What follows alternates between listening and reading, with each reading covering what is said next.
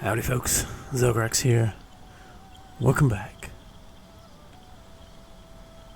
I say welcome back, but really, oh boy, I have no voice. This is not welcome back. This is welcome to something completely new. Let me tell you, man, I am super excited for this. This is Baldur's Gate 3. Now, a little bit of background. About 20-something years ago, I played Baldur's Gate 1 and 2. I adventured with Minsk and Boo and Imowen and various others. Jaheira, who I think at one point got petrified and by a beholder and left the party as a result. I've been looking forward to this game so much. And I thought, rather than diving straight in, I'd do a little sort of introductory video discussing character creation, because we're basically looking at D&D 5e here, Dungeons and Dragons. I have about 2 years of playing experience now with D&D, and so I thought it would be good to look at this and sort of discuss the changes from 5e and look at some character building options. So here we go. Here is Testy McTesterson.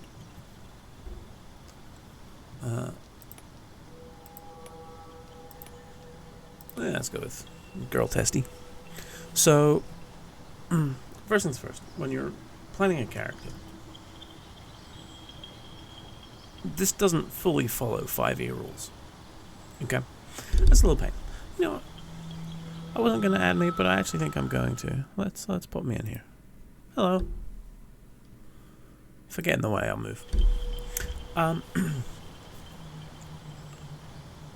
yeah, so this doesn't follow 100% 5e rules.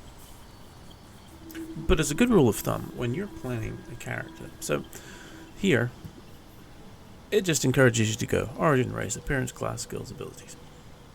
No. When you're planning a character for D&D, and again, essentially we're following the same path here, so we want to do the same trick. When we're doing that, you want to start with your class. Because this is the fundamental, what type of character am I going to play? Now, bear in mind this is early access, so we don't have all of the classes. We only have 6 so far, with a further 6 to come. And this kind of made me sad because, actually, the classes that I play most and have most affinity for are not here. Zelgrax, after whom this channel is named, is a paladin. There's no paladin here. Now my original character, after whom my Steam account was named, and who you will have seen on Blood Bowl videos if you watch those, Colas Treekin, he was a ranger. So I could rebuild him, except I can't, because the race he wasn't available. That's the other thing. Zelgrax was a Dragon Ball paladin. There's no Dragon Ball yet either. That's by the way. I'm not too upset about the fact that not everything's available from the get-go. I've played several games in early access. Rimworld, Factorio, Subnautica. Those are very good examples of how to do early access right. So yeah, I think it's fine. But let's just look at these classes and just sort of talk through what would be a good fit. So, first of all, cleric. So clerics are representative of the gods that they worship, wielding potent divine magic for good or ill. So this is your standard healer. They are also probably going to be your primary tank here. Be the cleric or the fighter. Oh, hey brother, I can't be a barbarian, can I? Because it's not an option. It's not an option. I'd be a barbarian if I could. Anyway, enough sass from the cheap seats. Cheap seats. So you cleric, you're looking at your sort of holy warrior. No, he's telling me to be a gnome, also not an option. So cleric, typically you're going to be a sort of an embodiment for your deity, and more often than not, you will see clerics sort of good leaning. I don't know if in my 2+ years of playing I've seen an evil cleric yet. I mean, in fairness, you don't see a lot of evil characters in D&D anyway. I've certainly fought against evil clerics, but and I have played evil characters myself. Unfortunately, I can't make him either. My favorite one, Zuxis, he was a Triton Warlock Paladin. Can't make him. But anyway, so with clerics, you get to choose your deity and domain, which is their version of a subclass. Oh, he's so annoying. Those on YouTube, consider yourselves lucky that you can't see this idiocy coming in the Twitch chat at the moment. So, each of the domains, and currently there are only 3. There are actually, in 5e right now, I don't know how many domains there are, not even including the upcoming Tasha's Cauldron of Everything. I would guess there's, I don't know, at least 10 domains, each offering a very different flavor. So life domain is your, like, uber goodie. They are, this is your calming, quintessential healer cleric. And you can kind of go through the gods to find one that sort of fits the description. It's worth noting that there are evil gods in here as an option, so that's kind of cool. You can choose your spells from the available cantrips and your prepared spells. All clerics get these features, so you get spell slots. Your proficiency in saving throws is wisdom and charisma. You get light armor, medium armor, shield, and simple weapons. And then this is the level 1 cleric spell list. It is worth noting that life clerics get heavy armor proficiency. The others do not. This feature here is why they're such good healers. Disciple of Life, your devotion empowers your healing spells. When you cast a healing spell, the target regains additional hit points equal to 2 plus the spell's level. So normally, let's just hover over healing word here. Okay, normally it is 1d4 plus 0. Really, 1d4 plus 0? I think that's 1d4 plus your wisdom modifier. So at the moment, our cleric here has a wisdom of 15, which is a plus 2. So this would be 1d4 plus 2. However, because of this feature, you would then gain an additional 2 plus the spell level. Well, it's a level 1 spell. So it would actually be 1d4 plus 5. So the swing, especially on a first level spell, is huge. Makes healing word way more potent, especially early game, because that can represent a large amount of your character's hit points. And then the domain spells every cleric has 2 spells that they know at first level that are from their domain that they just know. And you don't have to prepare those especially each time. So this one started out with Great War, the Guiding Bolt, and Shield of Faith. That is not the choice I would take, but that's by the by. But you get Bless and Cure Wounds. These are both excellent spells. And the fact that you don't have to use up your prepared spells for this is aces. Because it just means that you it gives you more variety that you can use, because you're going to be using both of these spells. Very likely you'll be using both of these spells. Okay, let's skip over to the light domain. So light domain, I did light domain with Kellenvor when I played a bold dwarf cleric. Now, interesting, I could bring back Angus Ramsbottom. That would be fun. I wouldn't be able to do everything I did with him, because he took a bit of an interesting twist about level 6. But I mean, there's lots of options for light. And right now, something like Tempest, not Tempest. No, that's not who I was thinking of. I was thinking Tempest, but that's not right. Well, anyway, point is, so light. There you go. Justice, Majesty, a primordial flame, and providing spells that dispel darkness and harm the undead. So here, it's still giving us the same prepared spells. None of the class features have changed, because they shouldn't. However, you gain Burning Hands and Fairy Fire. Now, Burning Hands is an excellent offensive spell. 3d6 fire damage at level 1 kills a lot of things. And Fairy Fire, giving advantage on attacks, is just superb. So these are both very, very good.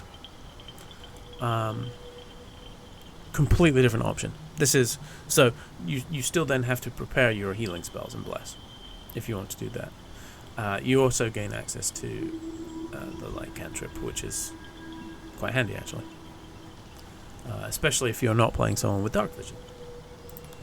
Trickery. Anyone who watches Critical Role will know trickery as Jester.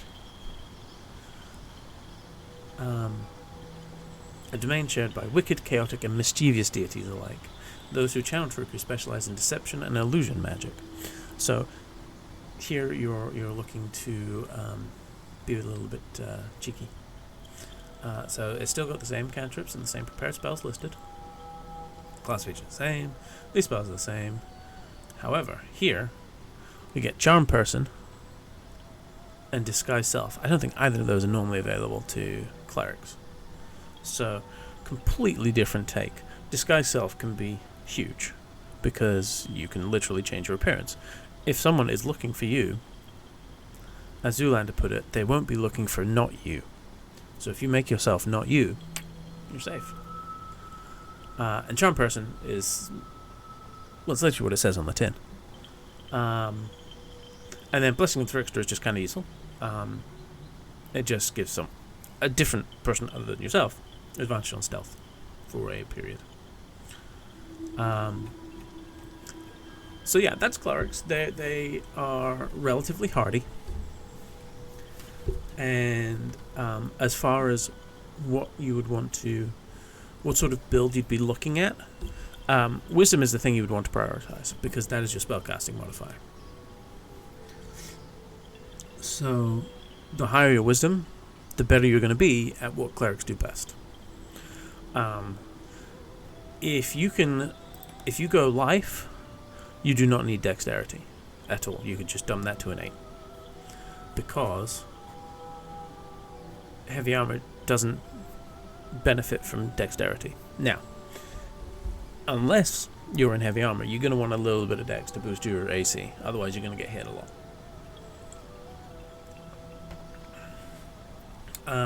And then, if you're planning on hitting things a lot, you probably want strength.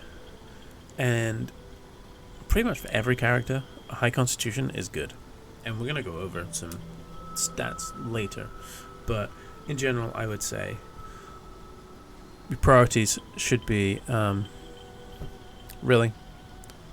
So my brother, as his parting gift, said, if you want 100% the game, you need to be a Genasi druid. Guess what's not available? Genasi and druid. Ay, ay, ay. Anyway, so yeah, I would say priorities go wisdom, con, and then strength if you're looking to hit things. If not, then maybe intelligence or charisma. You know, if you're not planning on hitting things much, because you do have, you know, cantrips like Sacred Flame. This does D8 radiant damage, so often that's as good as something you can hit with anyway. So to an extent, you may not want to be that close to stuff. So it's certainly not unusual to see clerics with low strength and low dex. As for races that are good with clerics, and we'll kind of look at the races later, but races, I would suggest, because you want a boost to your wisdom, ideally you're looking for something like Wood Elf, Human, or Half Elf. Any of the Half Elves. There's 3 variants. There's just not a lot that actually boosts. Oh, and of course, I don't know why I didn't put this down, but the Gold / Hill Dwarf, which is what I played. Let's, you know what, let's quickly build one out, okay? So, we're still going to call him Testy McTesterson for now. But in my head, he's going to be Angus. Which means... There we go. So this is a pretty good representation of Angus Ramsbottom. Hells. Something just woke up down here. Except Angus was Scottish. The stone's less worn here. Recently uncovered. Yeah, no, he didn't sound like either of those guys. So, let's take a look at class. He was a light domain cleric of Killenvor. So, basically, there's only 4 you get to choose from here.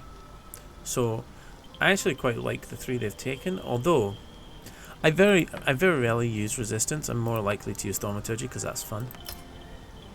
And then prepared spell wise, from what I understand, the Create Water is going to be a far more useful spell here than it is in actual D&D, because the way they're carrying it over from Divinity, the environment is more involved. So I may actually keep that. Normally I probably wouldn't. Shield of Faith, and then... Okay, so Bane is actually really nice. It's like anti-Bless. If you look at Bless gives a D4 to attack rolls and saving throws.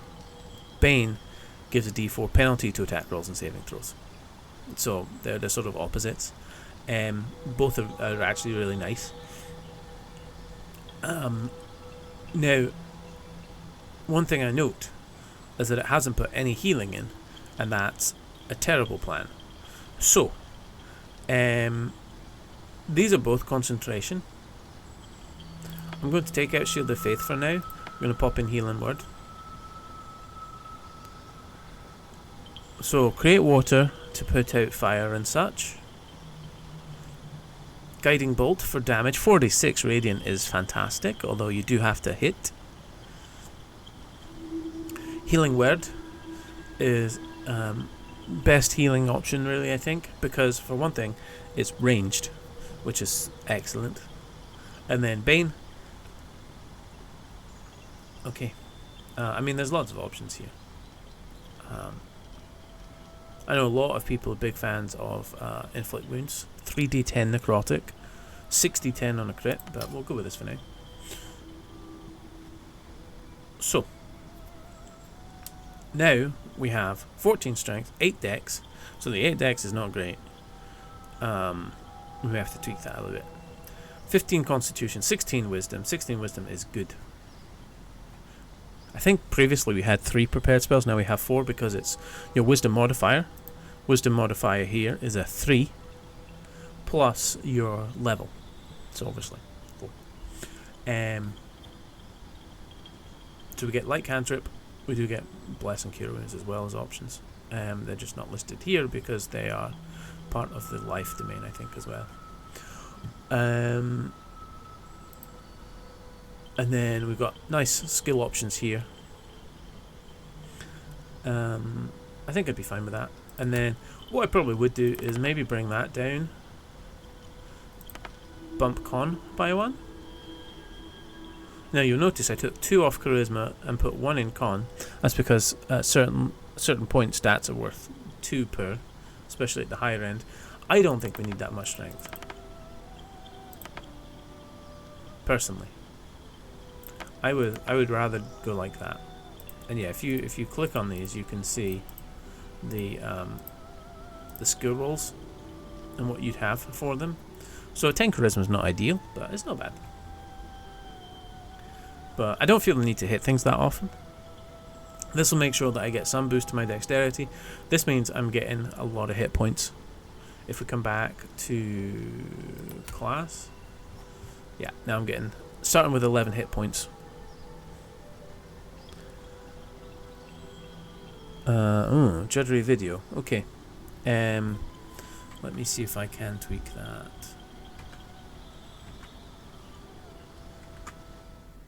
Oh, music's disappeared now.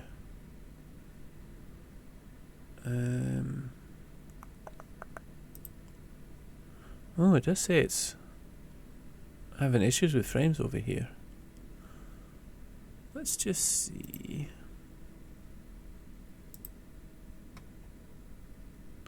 No, I don't think it's actually you for a change.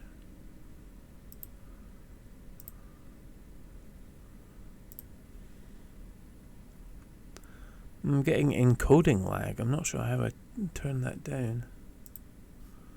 I believe it should be recording fine for YouTube at least. So that's good.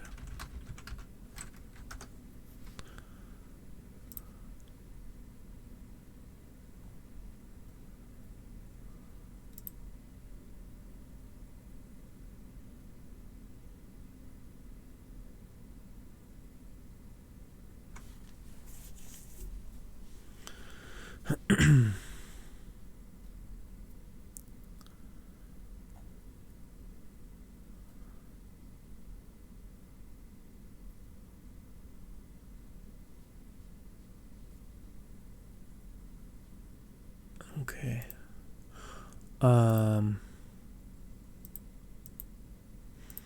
Let's just check this real quick. Don't know if I can tweak anything at the moment.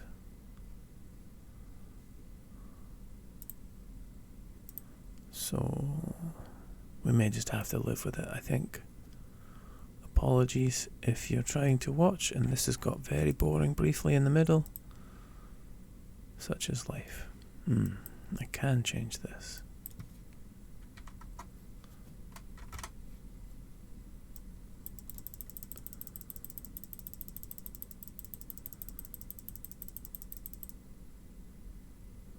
So someone said if you just dial this all the way up, it might work. So we'll try dialing this all the way up.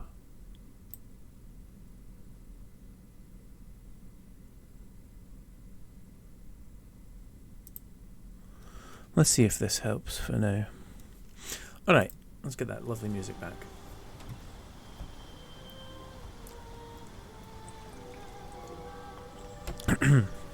Okay, so that's clerics. I think we've got a pretty good handle on that. Just checking, and I feel like for now we're holding steady again. We'll see what happens. I'll keep an eye on that. That does look like we were dropping frames, but I feel like maybe now we're not. Okay, so that's your clerics. let's come back to class. Wrong class. Never mind.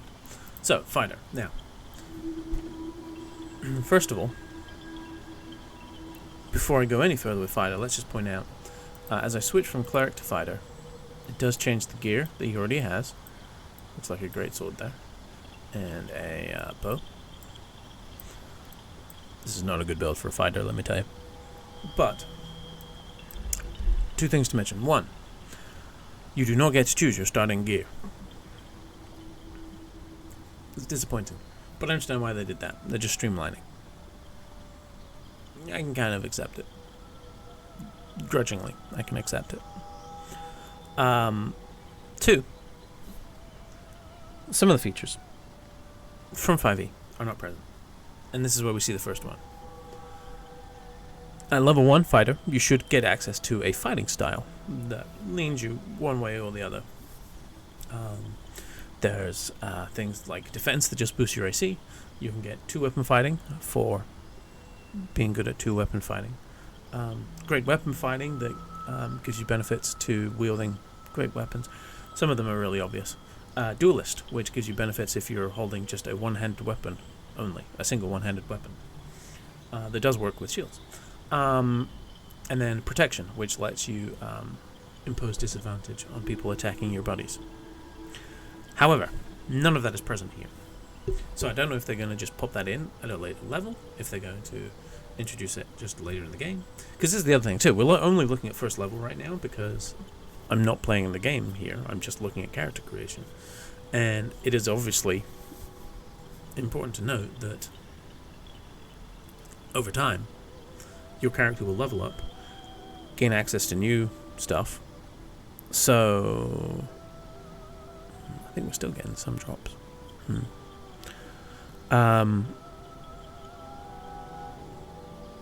But yeah, so stuff's going to change. Is it just when I change some stuff?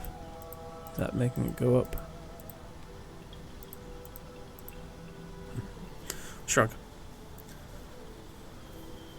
So yeah, the fighter is probably the most straightforward class on here, and often when people play D&D, I think for the first time people sort of direct them towards fighters, and I feel like that probably is giving people. I think the danger with that is it creates a fear of magic casting.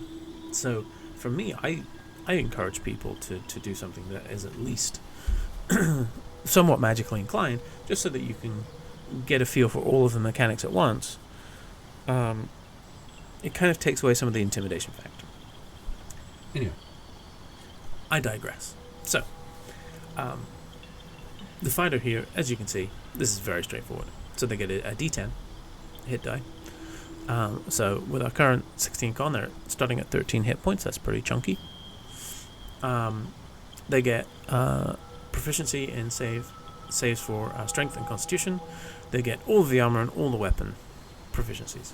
I mean, these are essentially your primary tanks.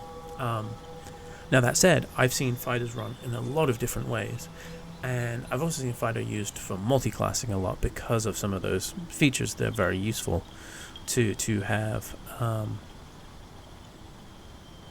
like a little bit here and there. So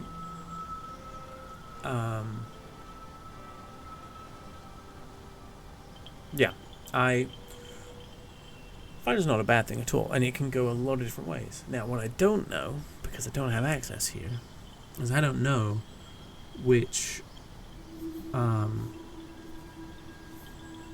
guess subclass is the term, which subclasses they have available. Is it just the ones from the PHB, the player's handbook? I don't know.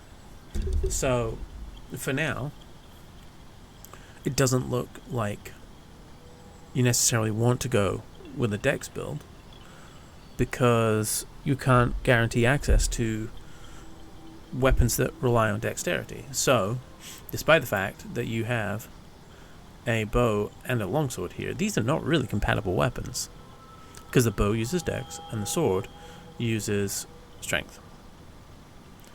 So normally fighters will lean one way or the other.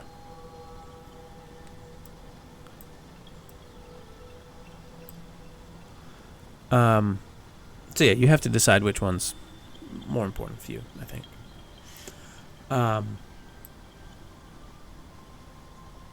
Assuming you're leaning strength, then there are some good choices for you to pick. You can go with the Githyanki, who get a bonus to strength and intelligence. You can go for the Shield Dwarf, which in D&D 5e is called the Mountain Dwarf. I don't know why they renamed those. I suspect it's possibly there's a certain amount of rebranding that 5e is going through, trying to get away from certain stereotypes, and so that this might be part of that. We'll see that in the Drow as well. We'll look at later. So these guys get boost to +2 to strength, +2 to con. And yes, I did do those backwards. Never mind. Another option would be the Zariel Tiefling, which could be fun. And obviously you are... well, you've got horns. This one gives +1 strength, +2 charisma. So a good option. And then, I don't know why I wrote this down, because really they're good for everything. But human, get +1 to everything. Literally everything. So you could make a human into anything very easily. Fighter being one of those. But yeah, it's a very simple class. You do get some healing for yourself, which is just 1d10 plus your level. Once per... This is once per day, which is interesting, because it's... in 5e, it's once per short rest. But I guess there's not short rests. I literally haven't ventured forth, as it says here. So, I don't know. Let's move on to Ranger. So, as I said, Ranger was how I started in D&D. Trikin. I went to just go watch some D&D, and someone said, "You don't watch D&D, you play D&D." And then they gave me pre-gen, which was a variant human. So variant humans, they sacrifice that +1 in everything for +1 in 2 stats, a feat, which is a special skill that sort of, again, lets you really focus your playstyle, and I think maybe a skill proficiency. So if we just look at human, there's only one way to human right now. There's no variant human, so I can't even recreate him properly either. But anyway, Rangers are incredibly versatile. Because of the way they are built, if we just scroll down here, they have access to light, medium armor, shields, and all weapon types. They have strength and dex saving throws. A ranger can be just as good a fighter as a fighter. Pretty much. Especially when certain things get sort of online. Some of the subclass features at level 3. My ranger, what level is he? Like 11, 12, I think. He ended up with a belt of fire giant strength, so he had strength 25, and had 2 +2 rapiers, and was just stabbing everything always, and it was amazing. So he was very much a frontline ranger, unless he realized that what he would need to frontline against was way too powerful, in which case he'd go hide at the back with his bow. Now, one of the things they've done here is they have tweaked it again. Rangers in Baldur's Gate 3 are not the same as Rangers in D&D 5e. The favorite enemy and natural explorer pieces have changed. So, favorite enemy in 5e, you literally pick an enemy and you are able to recall information about them better. And then your natural explorer, you have a benefit from traveling in certain territory. Here, they've tweaked it a little. So, let's just look at this. Favorite enemy. Bounty Hunter. You gain proficiency in investigation and learn Thieves' Cant, which is kind of nice. Creatures you restrain have a hard time escaping. I'm assuming mechanically that means they get disadvantage. That's a really interesting one. So this is all new. Proficiency in investigation is always good. So that's a useful thing right out the gate. Thieves' Cant. I feel like the fact that they're saying it means that it's going to come up. So having someone in your party who can speak Thieves' Cant is probably going to be a good idea. So if you don't take this as a ranger, you need to make sure you find a rogue that you can bring into your party. Keeper of the Veil. You specialize in hunting creatures from other planes of existence. You gain proficiency in Arcana, not something rangers usually dabble in at all, and can cast Protection from Evil and Good. Protection from Evil and Good is actually quite a nice little spell. If we just pop back to Cleric, I think it was one of the options here. Let's just look. Yes. The target can't be charmed, frightened, or possessed by aberrations, celestials, elementals, fey, fiend, and undead. And when creatures attack, they do so with disadvantage. I mean, how good is that? Also, not being able to be possessed is really nice. Anyway, so that's a really interesting option. And it definitely changes the style. Gives you a bit more of a purpose. Magebreaker. You have a history of battling spellcasters, gain proficiency with Arcana, again, and the True Strike cantrip, which gives you advantage on attack rolls against a creature. That's true, it does. It literally does exactly that. But it takes an action. That's why I don't like True Strike. I feel like it should be a bonus. Anyway. Wisdom is your spell casting ability. So, normally rangers get spellcasting at level 3? 2? 3? I don't remember. And I left my PHB somewhere else. Yeah, normally they get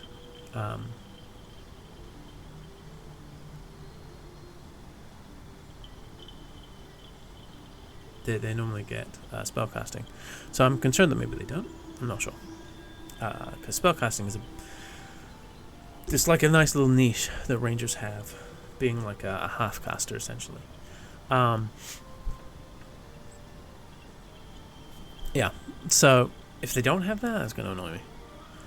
Ranger Knight. You have sworn to serve a crown or nation and seek to bring its foes to ruin. Gain proficiency with history and heavy armor.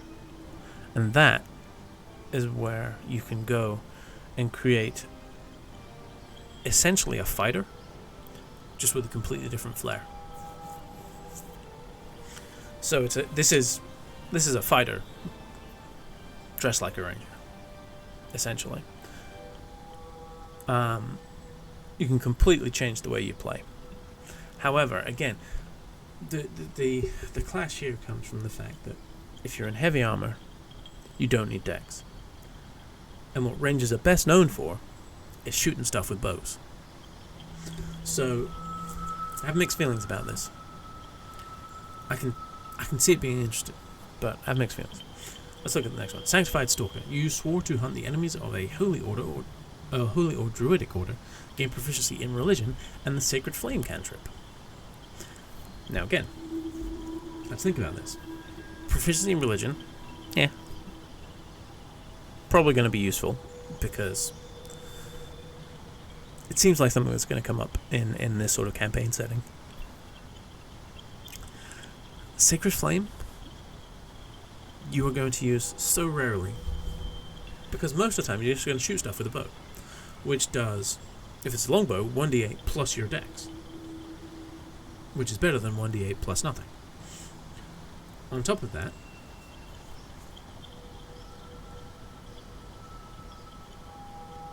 I just don't think you're gonna. The only time you'd use it is if you're up against something that either is resistant to non-magical damage or is vulnerable to radiant damage, so up against ghosts and stuff, or undead. That said, I'm going to go against myself now and say that the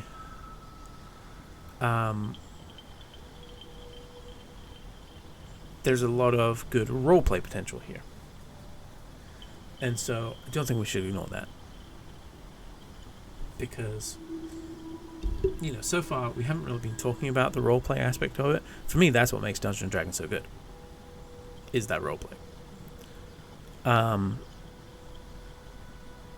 So yeah, this would be a really fun way to do it. Like working with the druidic order makes sense for rangers anyway, because they're both sort of like out in nature and so on.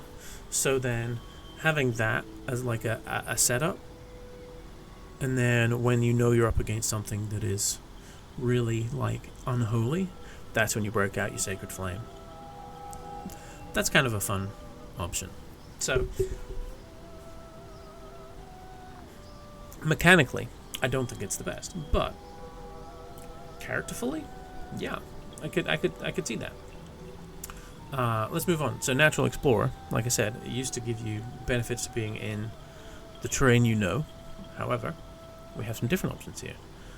Beast Tamer. Now, I assumed this was going to be, when I just saw the name, it was going to be something to do with the Beastmaster Ranger subclass, which lets you get a pet at level 3, and they slowly evolve over time and become more powerful. Oh, I've just made it sound like Pokemon. That's pretty accurate. Here, however, you can cast Find Familiar as a ritual. That is pretty cool. And I'll tell you why that's cool. Because Find Familiar gives you access to creatures that can aid you in battle. And the perfect choice for a ranger would be an owl. Assuming it's following 5e rules. Very important. If it's following 5e rules, owls can go into enemies' area, like within 5 feet of an enemy, so next to your enemies, give advantage on the next attack, and then fly away without being attacked themselves. That's huge. That's an incredibly helpful thing, because I think on average, advantage basically works out to be something like it's the equivalent of adding +5 to your roll. So that's huge. What a bonus. And to be able to just do that for free. I'm a big fan of that. And that's something that, if I was playing as a ranger, I would seriously consider that. One, because I just love the idea of having my little furry or feathered companion running around with me. But two, mechanically, that's really powerful. Moving on, before we get onto like a 20-minute thing about Beast Tamer. Urban Track. An expert at navigating the wild within the city. You gain proficiency with the Disguise Kit and Thieves' Tools. Okay, so again, what we're seeing here is the ability to reskin as a rogue. And especially if you take Bounty Hunter and Urban Tracker, you have picked up two of the key things that make up the rogue, which is Thieves' Kit and Thieves' Tools. And the Disguise Kit is kind of useful too. So you can disguise yourself. It's a really interesting idea. Completely changes the normal concept of a ranger, to have a sort of an urban ranger. But I like it. Wasteland Wanderer. This is three variations here. This one, you walk in the tundras, you gain a resistance to cold damage. Walking in deserts, resistance to fire damage. Walking in swamps, resistance to poison damage. These are three of the most common damage types in 5e. Only taking half damage from those is huge. Obviously, it would only be one of them that you would get the benefit from, but this is significant.